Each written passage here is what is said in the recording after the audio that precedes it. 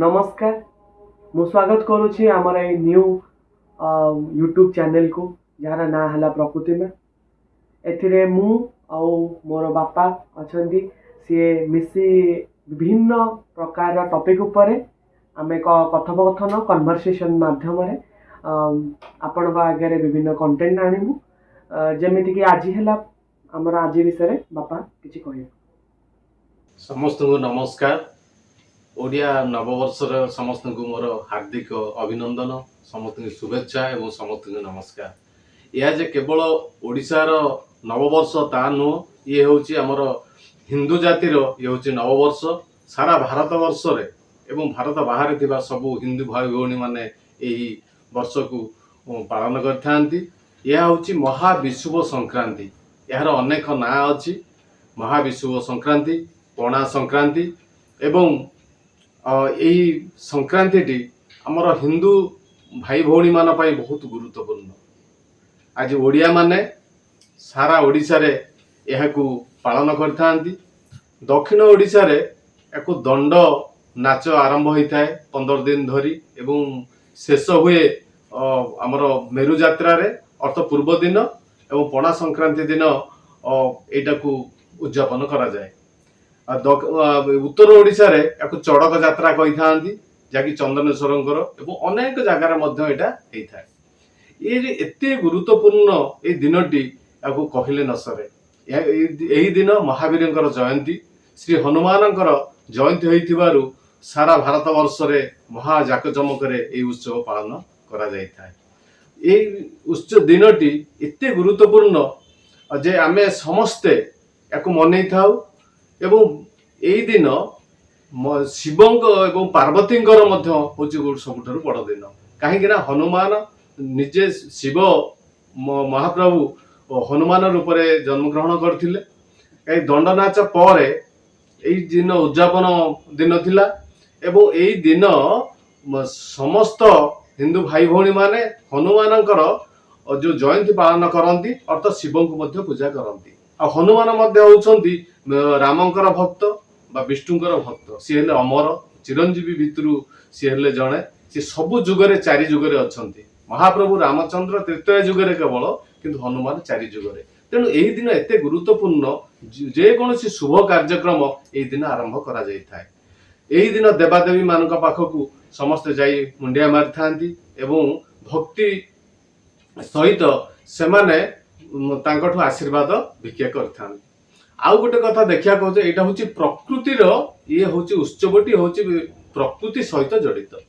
कहीं बसंत ऋतुर शेष आउ ग्रीष्म ऋतुर आरंभ यही दिन। आमर जमी चांद्रमास अच्छी सौर वर्ष अच्छी, सौर वर्षर आरंभ आमर यही आरंभ हुए। यहाँ हूँ मेष संक्रांति अर्थ सूर्य मेष राशि रे यही प्रथम दिन पहुंचले ताकू संक्रांति कह जाए। प्रति संक्रांति दिन सूर्य गोटे गोटे राशि की चलन होता। तेणु यहाँ प्रथम भाव में मेष राशि आज प्रथम दिन को गले। तेणु यहाँ हूँ मेष संक्रांति एवं यही दिन बसंत ऋतु पर धीरे धीरे रौद्र ताप आमर बढ़ी थाए। तेणु या रक्षा पाइबा आमर सुमिष्ट पणा यही दिन करा जाए। ओडिया घरे प्रति ओडिया घरे अति सुंदर भाव में पणा तैयारी करा जाए। बेल नड़िया कदली विभिन्न प्रकार फल ता सहित अलैच गुजराती नबात बहुत प्रकार सुमिष्ट खाद्य ये पणा पानीय तैयारी होता है एवं समस्त मन भरी ये पान कर। ये सहित जेहेतु प्रकृति सहित जड़ित तेणु समस्ते प्रकृति रे केमती बंचिबे, तेणु निजकू सूर्य तापरू रक्षा पाइबा ये हूँ गोटे प्रक्रिया। अर्थ ये दिन समस्त सचेतन हेबे एवं निजकू रक्षा करेंगे एवं या सहित गछ को मध्य केमती रक्षा करा जीवो सेटा मध्य आम बुद्धि रही। कारण तुलसी पाखरे आमर ठेकी लगा जाए, जो ठेकी द्वारा टोपाए टोपाए टोपाए टोपाए पानी माँ वृंदावती ऊपर बुंदा बुंदा पानी पड़ी था। किंतु या द्वारा आमर शिक्षा होउची जे प्रति गछ सहित आमे जड़ित एवं गछ को केमती रक्षा करिबा रौद्र तापरू सेटा मध्य हमको एई उत्सवटा शिक्षा देई थाए। आउ एही दिन आहुरी गोटे कथा जे समस्त उत्सव मनाइथांती बहुत कष्टकर झामु यात्रा मध्य एही दिन करा जाई थाए। ଏଇ ଦିନ ମା ଝଙ୍କଡ ସାରଳାଙ୍କର ପାଖରେ ଝାମୁ ଯାତ୍ରା ହେଇଥାଏ ଏବଂ ଚନ୍ଦନେଶ୍ୱରଙ୍କ ପାଖରେ ହେଇଥାଏ ଏବଂ ବିଭିନ୍ନ ଦେବାଦେବୀଙ୍କ ପାଖରେ ଏଇ ଦିନ ଆମର ଝାମୁ ଯାତ୍ରା। ଏଇ ଝାମୁ ଯାତ୍ରାରେ ନିଆଁ କୋଇଲା ଜଳୁଥିବ, କୋଇଲା ଜଳନ୍ତା କୋଇଲା ଧୀରେ ଚାଲି ଚାଲି ମାନେ ଝାମୁ ଯୋଉମାନେ ପାଟୁଆ ମାନେ ମାନସିକରେ ଥାଆନ୍ତି ସେମାନେ ଚାଲିଥାନ୍ତି ଏବଂ ଠାକୁରଙ୍କର କୃପାରୁ ସେମାନଙ୍କର ମଧ୍ୟ ଗୋଡରେ ଫୋଟକା ହେଇନଥାଏ ଏବଂ ସେମାନେ ସୁନ୍ଦର ଭାବରେ ଏହି ଯାତ୍ରାଟିକୁ ପାଳନ କରିଥାନ୍ତି। ତେଣୁ ଲୋକଙ୍କ ମନରେ ବିଶ୍ୱାସ ଆସେ ଯେ ଆମେ ଗରମ କାଟିଲା ଭଳି ଏ ଅଗ୍ନିରେ ଚାଲିକିରି ଦେଖି ପାରୁଛନ୍ତି, ତା ସାଙ୍ଗରେ ସେମାନେ ଝାମୁ ଯାତ୍ରାଟାକୁ ପରେ ସେମାନେ ଉଦଯାପନ କରିଥାନ୍ତି। ତେଣୁ ଆମେ ପ୍ରକୃତି ସହିତ କେମିତି ଆମର ବଞ୍ଚୁଛେ ମଣିଷ ଏଇ ଜାତି, ସେଥିପାଇଁ ଏଇ ଯାତ୍ରାଟା ହଉଛି ଆମର ବହୁତ ପ୍ରଧାନ ଯାତ୍ରା ଏବଂ ନୂଆ ବର୍ଷ ହିନ୍ଦୁ ଜାତିର ଏଇଟା ଆରମ୍ଭ ପ୍ରଥମ ଦିନ। ଆମର ଓଡିଆ ପାଞ୍ଜି ଏଇ ଦିନ ପ୍ରଥମ ଫିଟିଥାଏ, ପାଞ୍ଜି ପଢା ହବ, ଘରେ ଘରେ ଏଇଟା ପାଞ୍ଜି ମଧ୍ୟ ଏଇଟା ଆରମ୍ଭ ହୋଇଯାଏ ଏବଂ ସବୁ ଶୁଭ କାର୍ଯ୍ୟ ଏଇ ଦିନ ମଧ୍ୟ ଆରମ୍ଭ କରାଯାଇଥାଏ। ତେଣୁ ଆମେ ସମସ୍ତେ ଏହାକୁ ଏଇ ପରମ୍ପରା ଏଇଟା ହଉଛି ବିଜ୍ଞାନ ସମ୍ମତ, ତେଣୁ ଏହାକୁ ଅନ୍ଧ ଭାବରେ ଆମେ ତାକୁ ମାନୁଛେ ତା ନୁହଁ, ଏଇଟା ବିଜ୍ଞାନ ସମ୍ମତ। ଆମକୁ ନିଜକୁ ବଞ୍ଚେଇବା, ପ୍ରକୃତି ସହିତ ଖାପ ଖୁଆଇବା, ସେଥିପାଇଁ ଆଉ ଆମ ଜୀବନରେ କେମିତି ଆନନ୍ଦ ମୁଖର ରହିବ, ଗ୍ରୀଷ୍ମ ଋତୁରୁ ଆମେ ରକ୍ଷା ପାଇବା, ସେଥିପାଇଁ ଏଇ ପର୍ବ। ସେଥିପାଇଁ ମୁଁ ସମସ୍ତ ଭାଇ ଭଉଣୀ ମାନଙ୍କୁ ଧନ୍ୟବାଦ ଦଉଛି, ସମସ୍ତେ ଉତ୍ସାହ ସହିତ ଏହାକୁ ପାଳନ କରୁଛନ୍ତି ଏବଂ ଏହାକୁ ସମସ୍ତେ ଆମେ ମନ ଭରି ଉପଭୋଗ କରିବା ଏବଂ ନିଜକୁ ବଞ୍ଚାଇବା, ପ୍ରକୃତିକୁ ବଞ୍ଚାଇବା ଏବଂ ଏଇ ବିଶ୍ୱ ତାପନରୁ କେମିତି ଆମେ ରକ୍ଷା କରିବା ଆମ ପୃଥିବୀ କି, ସେଥିପାଇଁ ଇଏ ହଉଛି ଆମର ଶପଥ ନେବାର ଇଏ ହଉଛି ଗୋଟେ ଦିନ। ଆଉ ବର୍ତ୍ତମାନ ଦେଖାଯାଉଛି ଯେ ଯୁଦ୍ଧକର ପୃଥିବୀରେ ପରିବେଶ ଏବଂ ଜଳବାୟୁ ପୁରା ସମ୍ପୂର୍ଣ୍ଣ ଭାବରେ ପରିବର୍ତ୍ତନ ହେଇଗଲାଣି, ଗରମ ରୁଦ୍ରତାପ ବଢି ବଢି ଗଲାଣି।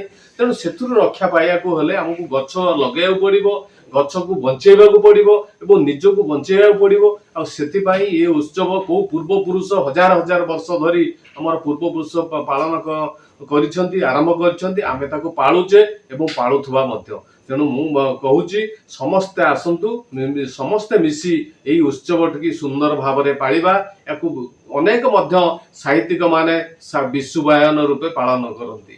ତେଣୁ ବିଷୁବ ସଂକ୍ରାନ୍ତି, ମେଷ ସଂକ୍ରାନ୍ତି, ପଣା ସଂକ୍ରାନ୍ତି ଏବଂ ମହାଜାକ ଜମକରେ ସମସ୍ତେ ପାଳନ ଆମେ କରୁଛେ ଏବଂ କରିବା ଏବଂ ଆମର ପୃଥିବୀ କି କେମିତି ଆମେ ରକ୍ଷା କରିବା, ସେଥିପାଇଁ ଏ ହଉଛି ଗୋଟେ ସଂକଳ୍ପର ଦିନ। ବାସ୍ତବିକ ବାପା ଯେତେବେଳେ କହିବା ଆରମ୍ଭ କରନ୍ତି ସେତେବେଳେ ଶୁଣିକି ଇଚ୍ଛା ହୁଏନି ମଝିରେ ଅଟକେଇବାକୁ। ମୁଁ କାହିଁକି, ସମସ୍ତେ ବି ଯେତେବେଳେ ଶୁଣୁଥାନ୍ତି କେବଳ ଶୁଣୁ ହିଁ ଥାନ୍ତି ତାଙ୍କ କଥା, ବହୁତ ଭଲ ଲାଗେ। ତ ଆମେ ଏଠୁ କିଛି ଜିନିଷ ଆମେ ପାଇଲେ ଯେ ପଣା ସଂକ୍ରାନ୍ତି କେବଳ ଏକ ପର୍ବ ନୁହେଁ, ଏହା ପ୍ରକୃତି ସହିତ ମଧ୍ୟ ଜଡ଼ିତ। ଏଇଟା ଆମର ପରମ୍ପରା ତ ରହିଛି, ତା ସହିତ ଆମର ସ୍ୱାସ୍ଥ୍ୟ ସହିତ ବି ଜଡ଼ିତ। ପଣା ଯେମିତି ଆମକୁ ଆକ୍ଚୁଆଲି ଖରା ଦିନରେ ଡିହାଇଡ୍ରେସନ ନ ହେବା ପାଇଁ ମଧ୍ୟ, ତ ପଣା ସେଟା ଆମକୁ ଯୋଗାଏ, ଇନ୍ସପିରେସନ ଦିଏ କି ଆମେ ପାଣି ଅଧିକା ପିଇବା ଏବଂ ଆମର ଡିହାଇଡ୍ରେସନରୁ ରୋକା ଯାଇପାରିବ, ଅଂଶୁଘାତରୁ ଆମେ ବଞ୍ଚି ପାରିବା।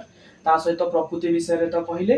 ଆଉ ଏଠି ମୁଁ ମୋର ପଚାରିବି ଯେ ତମେ ଯେତେବେଳେ ଗାଁରେ ଝାମୁ ଯାତ୍ରା ହୁଏ, ଆମର ତ ଏଠି ମନ୍ଦିରରେ ହୁଏ ଝାମୁ ଯାତ୍ରା, ତାର କିଛି ଅନୁଭୂତି?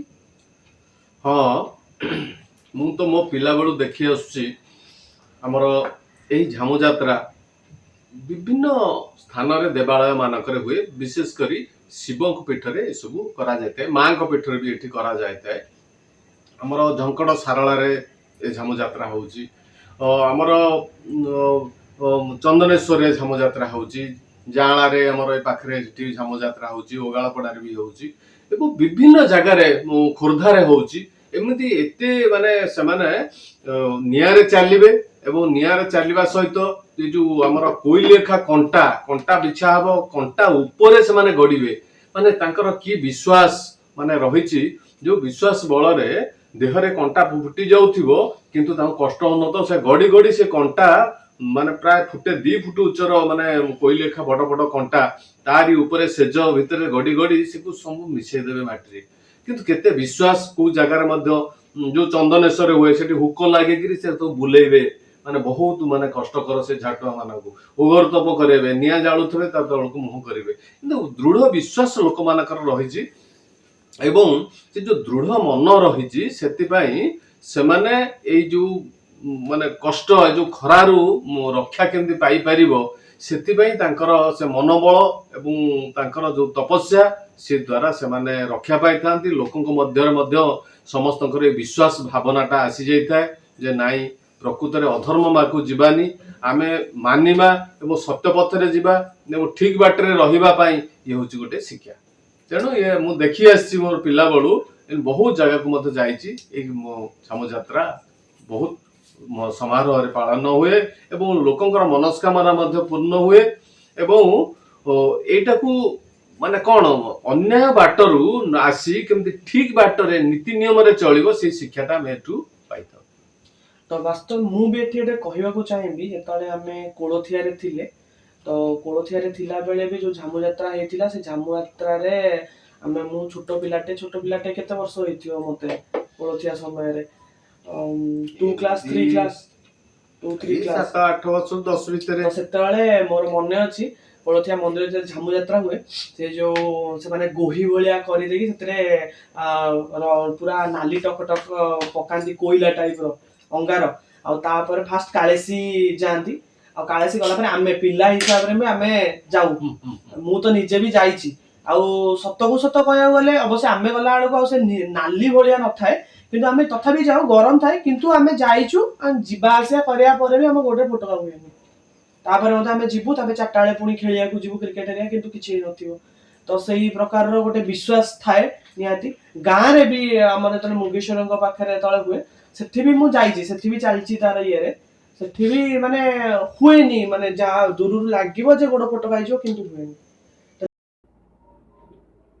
ତ ଯାହା ଆମେ ଦେଖୁଥିଲେ ଆମର ବିଭିନ୍ନ ଆଜିର ଦିବସ ଆଜି ଯୋଉ ପଣା ସଂକ୍ରାନ୍ତି ବିଷୟରେ ଆମେ ବହୁତ କିଛି ଜାଣିଲେ ଏବଂ ଆମର କେମିତି ପଣା ସଂକ୍ରାନ୍ତି ଆମର ବିଭିନ୍ନ ପ୍ରକାର ଦିଗ ଉପରେ ତାର କଣ ମହତ୍ତ୍ୱ ରହିଛି ତାକୁ ମଧ୍ୟ ଦେଖିଲେ ଆଗାମୀ ଆମେ ଚେଷ୍ଟା କରିବୁ ପ୍ରତି ସପ୍ତାହରେ ଗୋଟେ ଭିଡିଓ ଆପଣଙ୍କ ପାଖରେ ପହଞ୍ଚେଇବାକୁ ବାପାଙ୍କର ବହୁତ ସାରା ଅନୁଭୂତି ରହିଛି ଏମିତି ଆମେ ଓଡ଼ିଶାର ଐତିହ୍ୟ ଉପରେ ମଧ୍ୟ ଭିଡିଓ କରିବୁ ତା ସହିତ ବାପାଙ୍କର ଯୋଉ ଜଙ୍ଗଲ ଅନୁଭୂତି ରହିଛି ତାକୁ ମଧ୍ୟ ଚେଷ୍ଟା କରିବୁ ଭିଡିଓ ମାଧ୍ୟମରେ ଦେଖେଇବାକୁ ଓଡ଼ିଶାର ପୂର୍ବତନ ଗାଥା ଯାହା ରହିଛି ଏବଂ ଯାହା ଆପଣଙ୍କର ସଜେସନ ଅଛି ଆପଣ ମଧ୍ୟ କମେଣ୍ଟ ବକ୍ସରେ ଲେଖିପାରିବେ ତା ସହିତ ଲାଇକ୍ କରନ୍ତୁ ଆଗାମୀ ଭିଡିଓ ମାନଙ୍କ ପାଇଁ ସବସ୍କ୍ରାଇବ କରନ୍ତୁ ଏବଂ ଆମକୁ ସପୋର୍ଟ କରୁଥାନ୍ତୁ ଜୟ ଜଗନ୍ନାଥ।